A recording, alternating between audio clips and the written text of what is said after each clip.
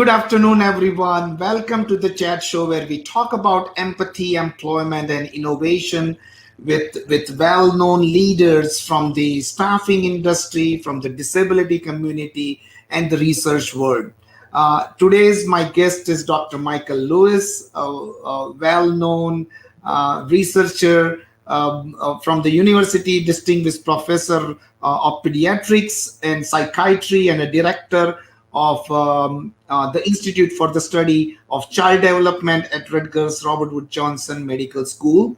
He is also a professor of psychology, education, and biomedical engineering, and served on the executive committee of Cognitive Science Center at Rutgers. He is also a founding director of Rutgers Robert Wood Johnson Medical School Autism Center. He received his PhD in 1962 from the University of Pennsylvania in both clinical and experimental psychology. With that, Dr. Lewis, welcome to the show, and I really appreciate your time that you are with us today. It's my pleasure to be here. So my interaction with Dr. Lewis, I would say in last 10 years, I've been learning every session, every minute I have spent with Dr. Michael Lewis, I have learned something new. So thank you for all your knowledge, your wisdom, and all your education, which you have provided to not only me, but the entire team at Rangam and Sourceable and Colorscape and Early 3 development team. So thank you for all your contribution and education. Thank you for having me. I might point out, of course, that one of the things that we have done together is try to develop for families and pediatricians an easy diagnostic system to try to see whether very young children are earlier than we can now do can be diagnosed in terms of their neurodiversity. We developed an app, and it is now even more important given the pandemic and given the fact that much of medicine is now being conducted in terms of telemedicine. Yeah.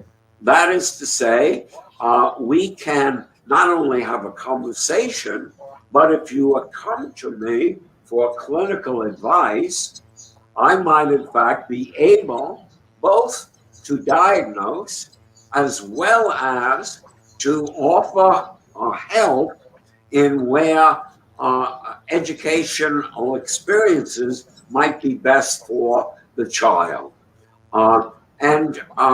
This new way in medicine is really a hands-off kind of medicine. It's a new medicine. And part of the reason why this new medicine is possible is that physical examination, touching the patient or the subject's body, is no longer necessary, because we can observe their behavior directly through the use of telemedicine, and often we can get measures of internal processes by sending you to a laboratory, which we would do anyway after we examined you, in order to find out what's going on in the body. And so we're going to have a medicine which is fundamentally going to be both at a distance as well as laboratory-based, so that the client and the physician or the healer will be able to help, and in fact never being in the same room with in this case, the child and family. That is so beautiful, Dr. Lewis. And this is, we all know that has been a huge challenge for parents to get the appointment and get their diagnosis early. What I have learned from you, early diagnosis to early intervention. Tell us a little bit about that, the benefits of this early diagnosis with this new way of diagnosis. How is it going to help parents and the autism community?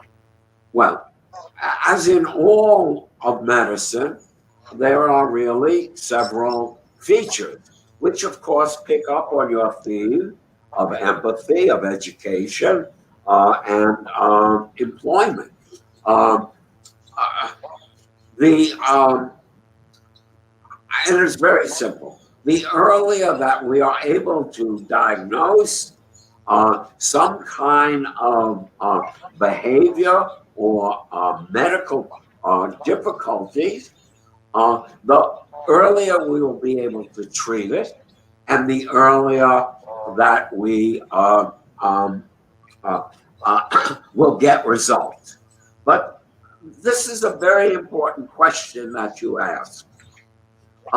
Many years ago, you and I went in Newark to speak to people at Prudential who we wanted to help support our effort Mhm. at early intervention. And they asked us a question. They said, we're in the insurance business. If we earlier diagnose a child with a particular condition, this means it's going to cost the company money earlier.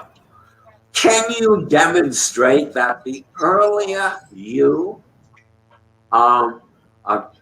diagnose and treat the child, the earlier the better will be the outcome?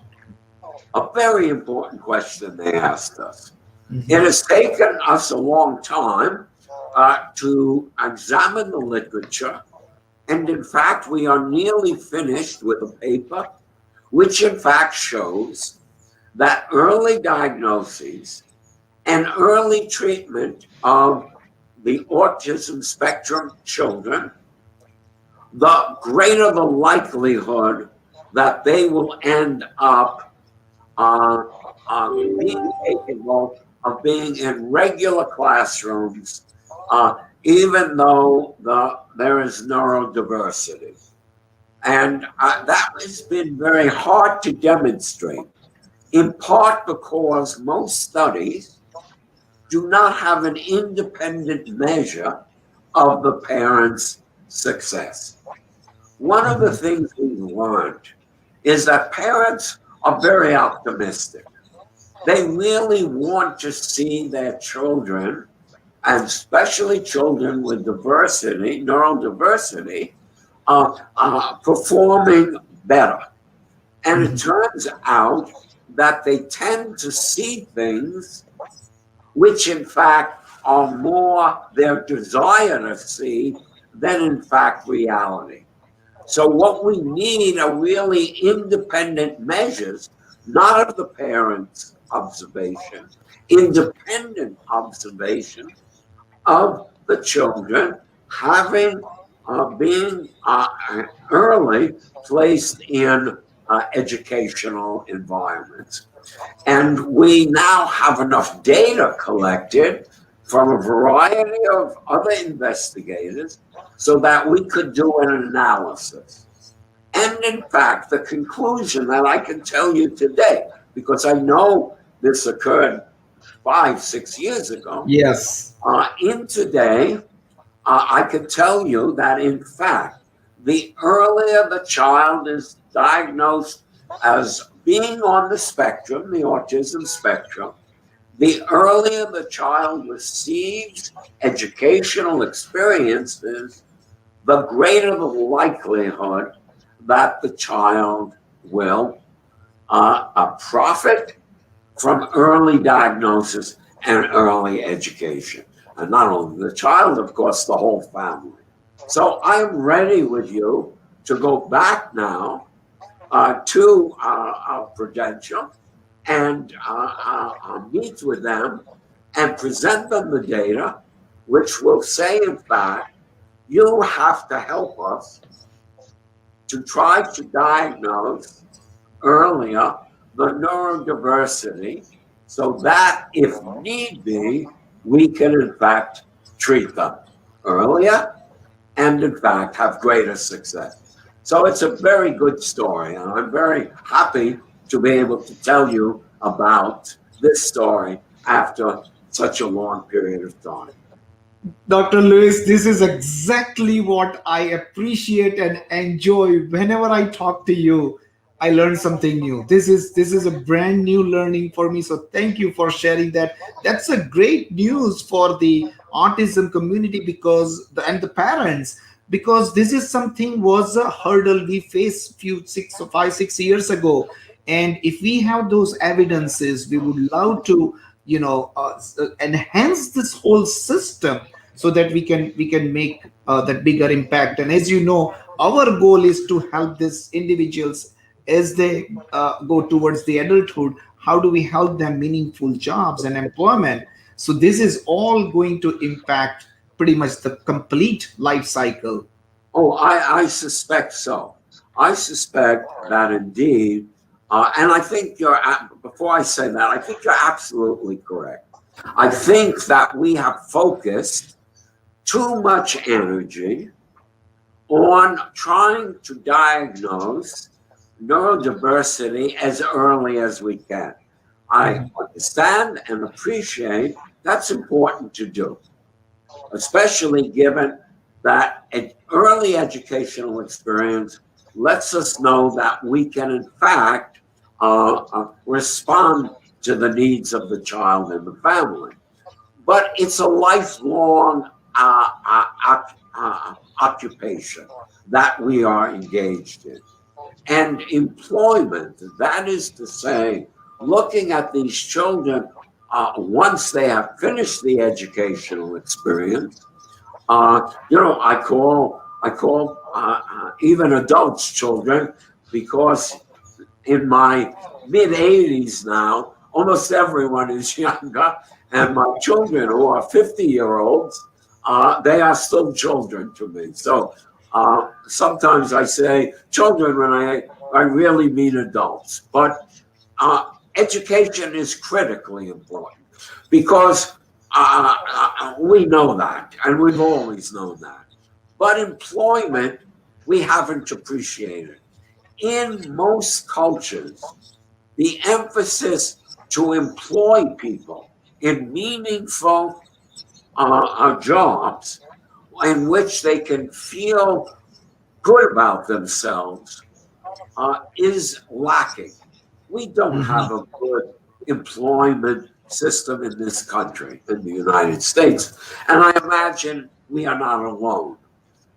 Part of what government needs to do is to employ people, because employment is both education and also self-esteem and also social experience and interaction. So under employment, I can even include empathy with no difficulty. Yeah. Because in fact, we need empathy. One, to create the conditions to employ everyone.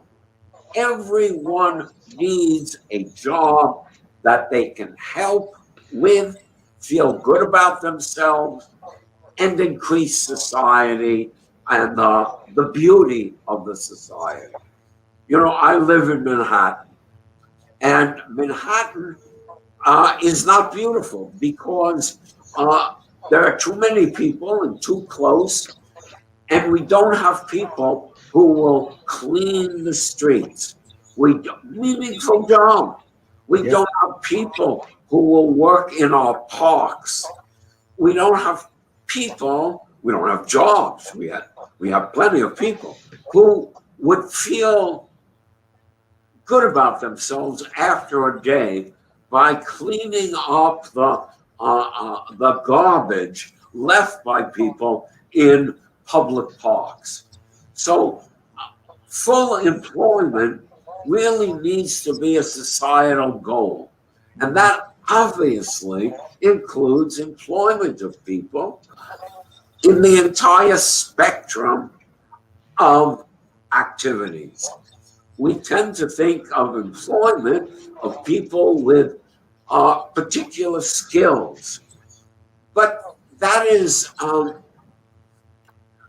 a very restricted range in general in the population. So employment really, those of us interested in employment have both a political task as well as an economic task to employ people. What must it be like with someone who can't be an engineer because they're just not enough, they have not enough ability, but they are quite capable of making something that is unattractive and ugly beautiful. And beauty around us makes us all feel good, and thus should be rewarded with employment. And we should have people who can do this employed to do it. It's not um, we don't want to think of it in terms of a deficit model. Making the environment beautiful, economists talk about it. Certainly psychologists do. City planners talk about it. We need employment across the entire domain of what we do. And we need to fill it with people who can do those tasks. So some people will be able to do engineering. I started my academic career in engineering, but I was not very good at it. So I left it. So I had to find some other, and I have. This has to be true in general. So when we think of employment, of course we have to think of people across neurodiversity, but everyone has to be included in that. Our job is to produce a society in which people are happy to be in, and we need to employ people. Now, empathy, for example, in my institute, in my laboratories, we study empathy because empathy is very important. And it's interesting that where empathy is often lost is not among the people with neurodiversity. It's among the people who are the employers. They don't have empathy. That is the society at the moment, most society. I include what I know, of course, about the United States, but I also include other cultures that I've spent a lot of time in Italy, in India. We have the concept of full employment. And because we don't have the empathy to understand that when someone does a good job, and job is, they feel good about themselves. And we should be feeling good about ourselves for making people feel good about themselves. So I may want to expand the idea of employment to go beyond Rangam, which is terribly important activity, but to think of employment in its broadest sense, in the sense of giving people the opportunity to do something that will make them feel good about themselves. So I think this is neglected.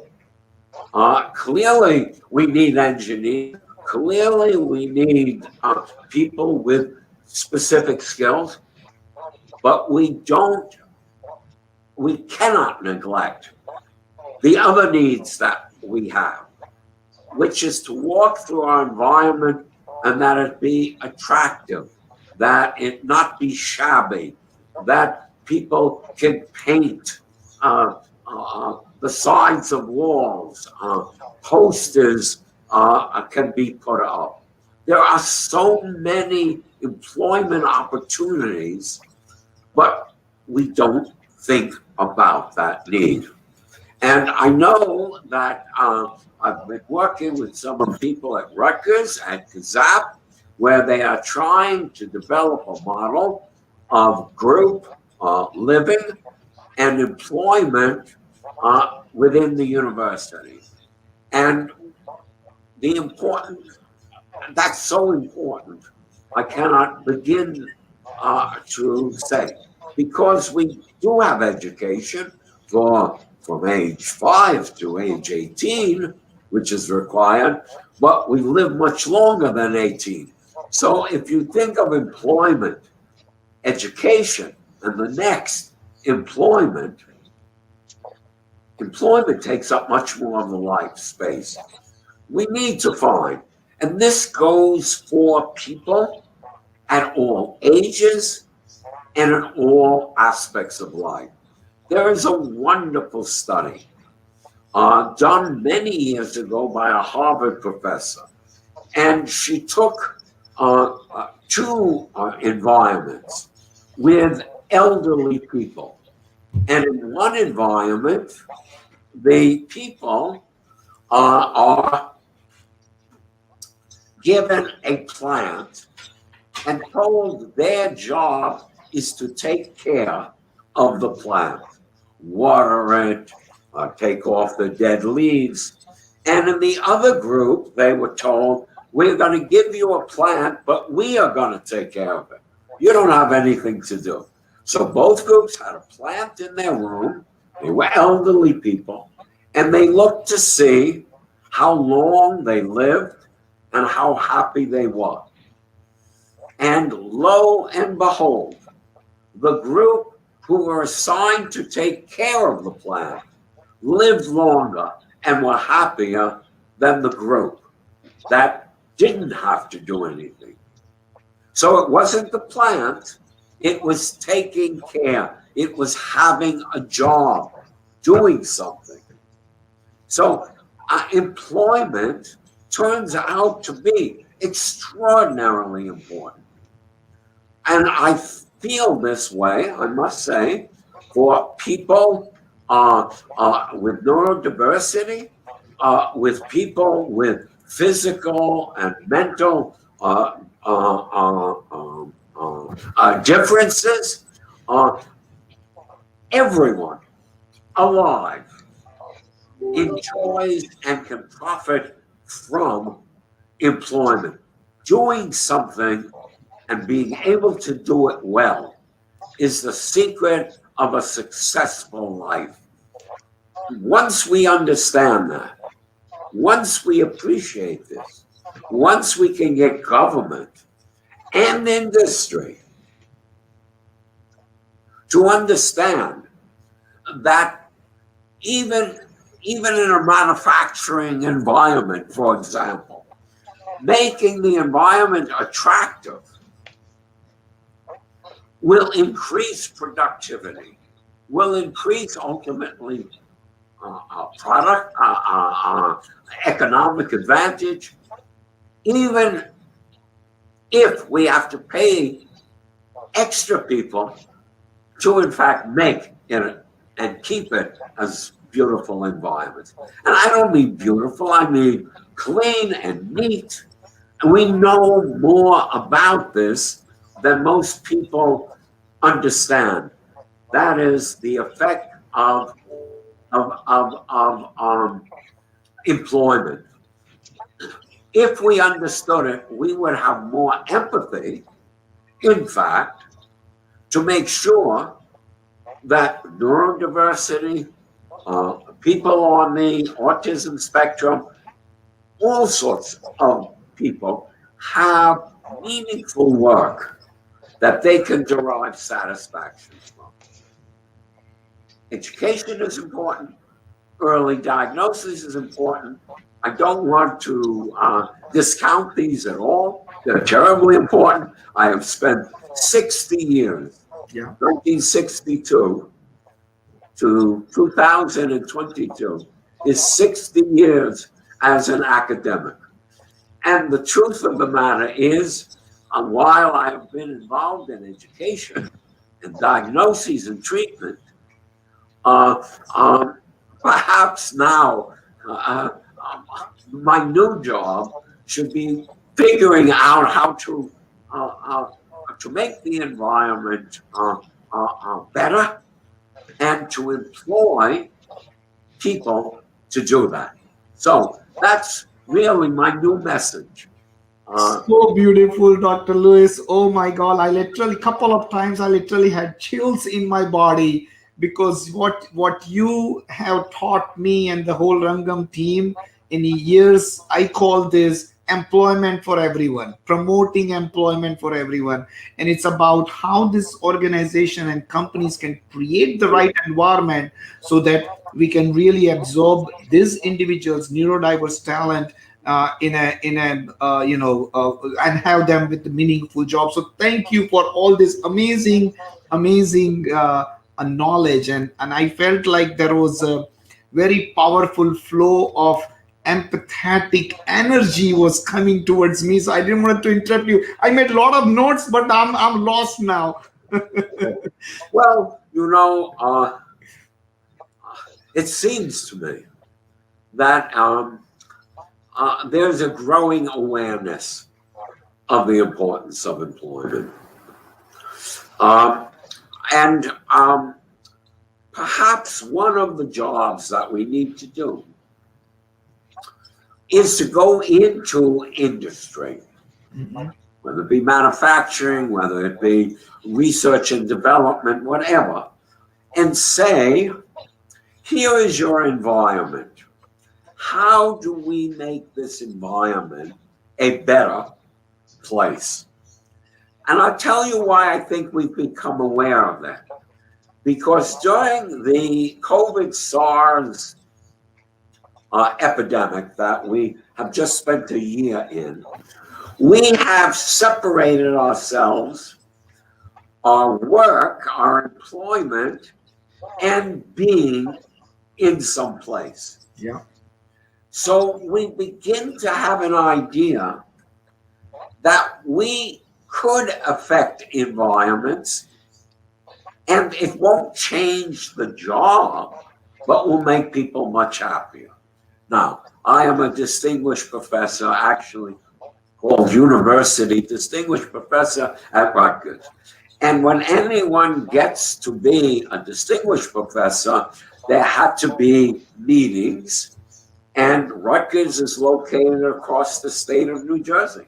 So I would have to travel for hours because the rule was, part of my job, was I had to attend the meeting in person to vote on whether or not the candidate should get the distinguished professor label. Because of the pandemic, we put in on the internet. And so I don't have to travel. So I have been working for a year, being at home. But homes are not the best environment for work because we haven't designed. We design a home to be comfortable. We design a home to be beautiful. We take care of our home, but we haven't designed the environment for work. Yeah. I have some of my children, my wife and I, who work in Silicon Valley as engineers.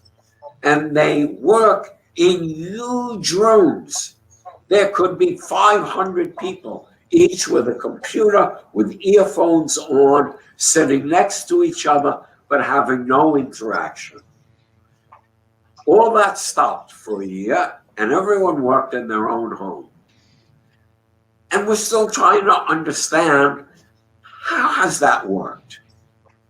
But one of the things we haven't understood is not only are we not in the same space with other people, we can be through the use of the internet, but we are not physically.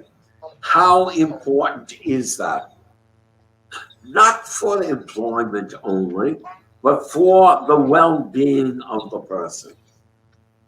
how happy would we be having an environment in one's home, like one's home, in one's office?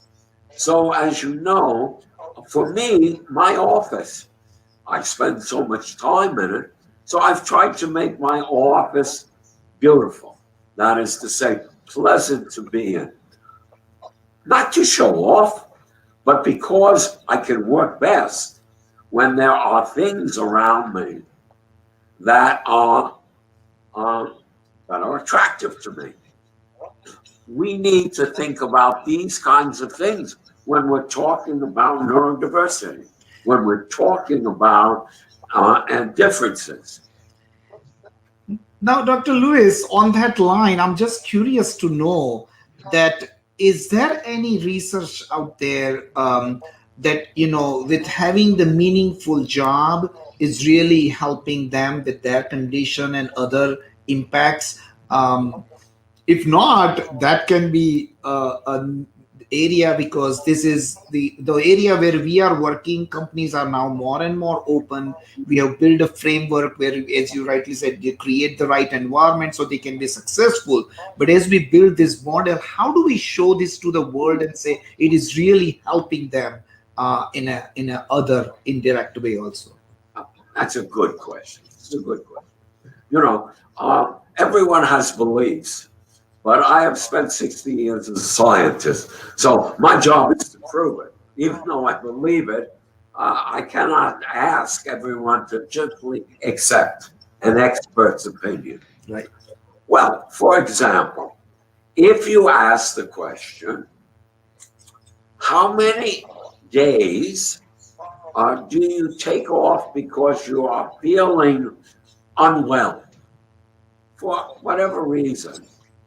I would suggest that in a more attractive employment situation, physically, psychologically attractive, we would get better work product, so we could measure production rates. We'd have less absenteeism and less error in what we're doing. So there are concrete measures which we could use to convince people that we need to employ more people to begin with, will make a healthier environment, and two, that it will be better for the kind of work that is associated with the company or the institution. We do some of this, okay? People who deliver the mail. When mail used to be not just the internet, was very important. That's why we got our mail. Yeah. The mailman or the mailwoman, very important. Right. Okay. Postal activities. Trains. How many of us have been on trains in which the floors are dirty, the seats are dirty, you can't see out of the windows? We can employ people. So now we have to ask, do you get better ridership? Are people more likely to travel in a car that's clean versus not clean? Because if it's better, then we have to employ more people, in fact, to do it. So I believe it would impact on health. It would impact on employment variables, how much time you take off, being on time for the job, staying later, even if you're not paid for it, as well as better production for people doing other jobs, if in fact we employ people for more activities than just the production or the service which we're doing. So I think it's measurable, Nish. Yes. From my point of view, I'm interested in problems, but unless I can figure out a way to measure effectiveness, it won't be satisfying. So Yes. I think we can, and I think that's terribly important. That is very important. Thank you, Dr. Lewis. This is so amazing. I wish there was more time, but before I let you go, I have to ask this question. What is the secret of this great health? And please share that, because that's I've been interacting with you for last over 10 years now, and I have seen the same energy, passion, and also a little bit about your last book, which you mentioned that this might be your last book, but we want to see more of it. But tell us a little bit about your book and your secret to your Well, great health. no, well, um, it's very hard to to understand why some people continue to work. But I will tell you, from a personal point of view, I am still a full-time professor, still working, and I am going to be 85 on my next birthday. So I am probably the oldest professor. Obviously, there has to be biology involved. Uh, I don't have any serious diseases, but a very important factor is I love to do this.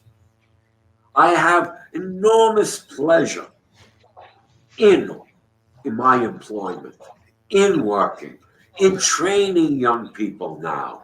And it isn't my last book. I am working on a new book. And the new book is around children. It actually has empathy, a part of it built in as part of the discussion. But I would suspect that I am perhaps a very good example of what I've been trying to say. Namely, that doing something that you enjoy doing is not work. Yeah, It's not work.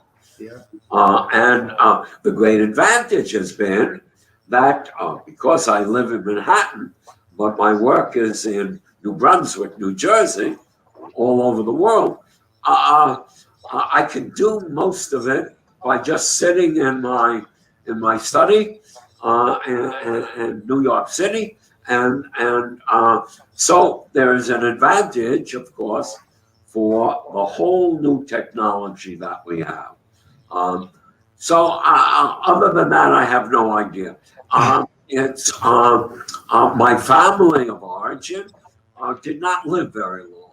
So oh, I cannot say I have genes for long life because I have recently reviewed my family going back to my great grandparents. That's about as far back as I can go. It takes me back to the early 1800s. And as far as I can determine, everyone was dead before 70 years. So here I am, 15 years past that, and still doing.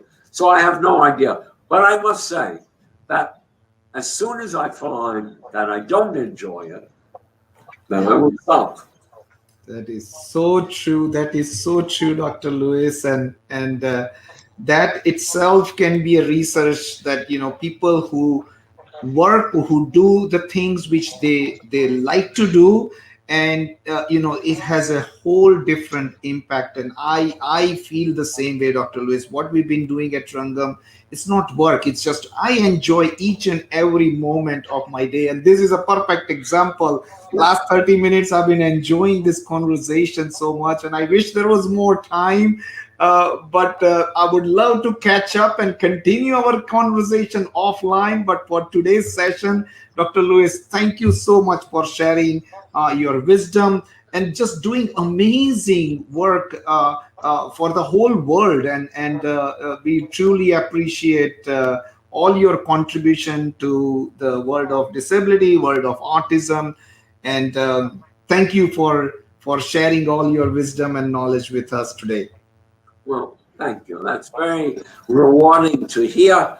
And I must return the compliment to say that in these 10 years watching, you are attempting to make this a better world gives me a great satisfaction in knowing you and your family.